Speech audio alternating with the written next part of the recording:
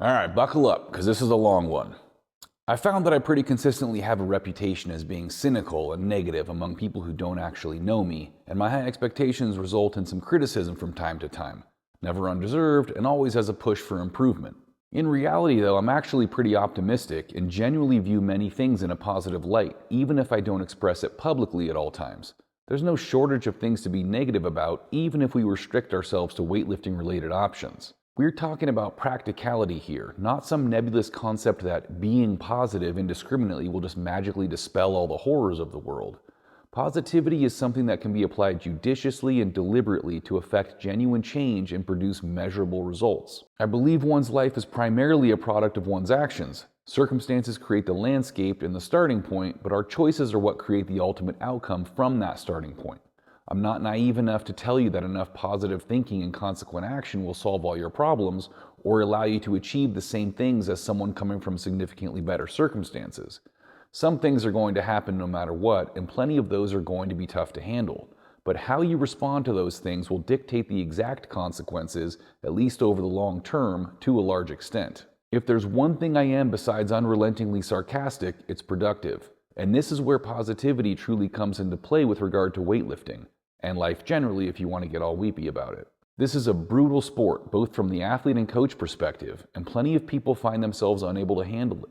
The following is a simple, organized way to start using this particular brand of positivity to increase your productivity and success. First, for the athletes. Your job as a weightlifter is to do everything in your power to improve in all aspects of the sport. Weightlifting success requires the mastery of a multitude of elements, only some of which are actually related to the gym. Your coach can write you an incredible training program, properly dose back pats and face slaps, and give you all of the structure and support you need. But ultimately, you have to do the work, remain committed, and believe in what you're doing if you intend to get anywhere. Don't sit around hoping and waiting for your coach to finally give you that one magical cue, exercise, or inspirational speech that finally makes you a great weightlifter. Be a great weightlifter. Create the habits, work ethic, and mindset of a great weightlifter before you become one. If you fail to do that, you never will. One thing I can't stand, see how negative I am, is hearing an athlete respond to the question, "What do you have today?" with, "I don't know." Not only should you know what your next workout is, you should be spending time making goals and plans and visualizing successful lifts. You should have specific goals to reach before you even tie your shoes. You should have that workout in the back of your mind while you're busy all day leading up to it with all the unimportant things in your life. The next time someone asks you what you have in training, be able to tell them exactly, as well as the goals you have for it. When things go wrong in training, you have two basic options: wallow in your misery and get worse, or reframe the situation in a way that allows you to improve.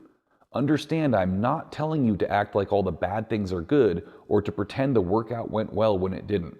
I'm telling you to reconsider the problems in a way that allows you to get better going forward. The first part of this is using failures or mistakes as motivation rather than as fodder for self-flagellation.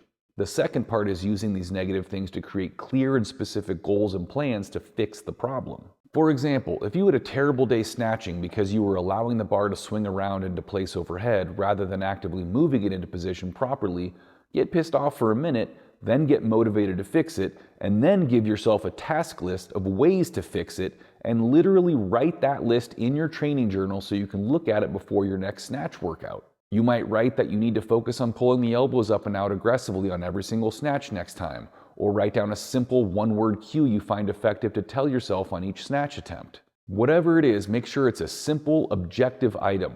Don't write something like, "Next time I need to snatch better." That's not only useless, it keeps the negative by focusing on what you did wrong instead of what you're going to do right in the future. Finally, make sure your tasks are positive. That is, they're actions for you to do, not things to not do. Using the same example as above, it's not productive to plan to not allow the bar to swing forward. The question is, how are you going to do that? Answer that concisely and specifically, and you'll have a valuable solution to the problem. First of all, if you don't have a training journal, you should probably just quit. Your training journal should be used to not just track the numbers from your workout, but subjective information like how you slept, how you feel, your enthusiasm that day, and other little things that help make sense of what's happening. There are also 3 things every lifter should be writing after each workout. What am I proud of from today's workout? What do I need to work harder on next time? And what are my goals for my next workout? Make sure these are all answered specifically and clearly. And for the coaches, you're not off the hook. Your attitude and behavior will both determine the kind of athletes you attract and who remain in your program, and will also serve as the model your athletes emulate. You may have this charming vision in your mind of a dictatorial master being the ultimate coaching paradigm, but very few people can actually pull it off in a productive way. The most important element to making this approach viable is actually being a true master of your craft, and again, very few coaches genuinely are. Maybe you can get there eventually, but I'd argue that now isn't the time. For now, your success is going to rely overwhelmingly on your ability to develop meaningful relationships with your athletes, be a model for them to emulate, and providing support. In other words, to make them want to be the best they can be, rather than trying to frighten or shame them into improving. No matter how tough an athlete is, hearing nothing other than what they did wrong is going to wear on someone. This is the easiest thing to do as a coach. Even your best lifter is going to produce a long list of things that need to be corrected or improved. In reality, your lifters usually know most of them without your pointing them out.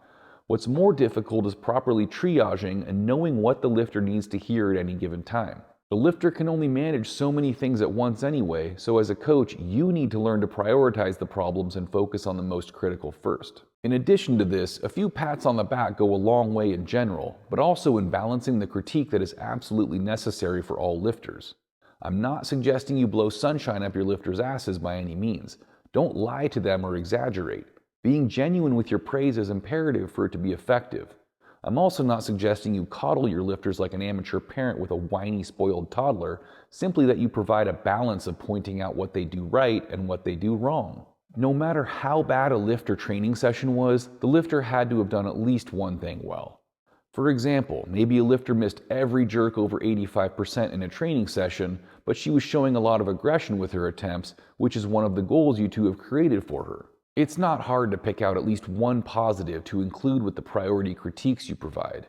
This keeps the lifter motivated to improve rather than just being discouraged from a continual barrage of negatives. Technical cues should be positive in two different ways. First, they should align with the lift or part of the lift when possible rather than being contrary. For example, for a lifter who tends to yank the bar off the floor and shoot the hips up too quickly relative to the shoulders, a cue to keep the chest up is more effective than one to keep the hips down. Lifting the chest aligns with the action of moving upward. Cues should also be positive in the sense that they provide the lifter with an action to perform, rather than just being a reminder of something to not do.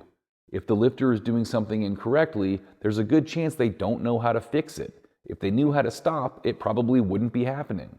In that case, telling him or her to stop doing it is useless. Using our same example, rather than telling a lifter to not let the hips shoot up, telling him or her to stay tighter off the floor and keep the chest up will provide the lifter a clear, simple action to perform that will help correct the problem. Don't just point out what the lifter did wrong and hope he or she figures out how to fix it next time. Finally, your job as a coach is to provide the support necessary for your lifters to do what they need to do. Help them learn and practice the habits they need to develop. Give them ideas on how to implement changes. Go to them and check in regularly rather than always waiting for them to come to you. And be available for them when they need to talk to you. Every athlete will require a different nature and magnitude of support, and these things can change over time with a given athlete. Again, don't coddle your athletes and treat them like helpless children who rely on you to wipe the snot off their upper lips. Part of the support job is to help your athletes become more self-reliant, personally accountable, and intrinsically motivated. Steer them in this direction while providing the net they need in the process. I hope you've learned something. Like to not hope and instead to do. Implement the previous suggestions, even if you have to do it gradually with one change at a time, and see how your training and competition performances, or those of your lifters, improve. Quit wishing you were better and do what it takes to be better.